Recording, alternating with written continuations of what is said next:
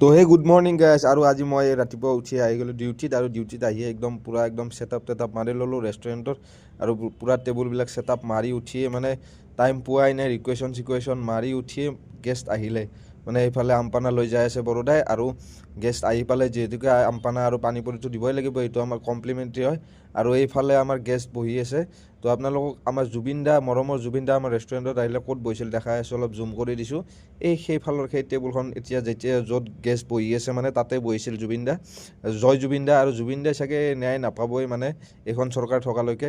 আৰু এইখন মানে আমাৰ টেবুল ছেটআপত মানে কি লাগে দেখাই আছোঁ। এপি ফৰ্ক, এপি নাইফ, আপোনাৰ এপি স্পুন, চুপ স্পুন, এইফালে আপোনাৰ টিপ অফ দ্য নাইফ গ্লাছটো থাকিব। তো এইখিনি আমাৰ টেবুল ছেটআপত থাকে। আৰু বাকী জুবিনদাৰ কথাটো ক'লোঁ, যিহেতুকে কোনোবাই বেয়া ভাবিব পাৰে, ভাবিলেও ভাবক আৰু উপায় নাই। তো নেক্সট শ্বটত লগ পাই আছোঁ।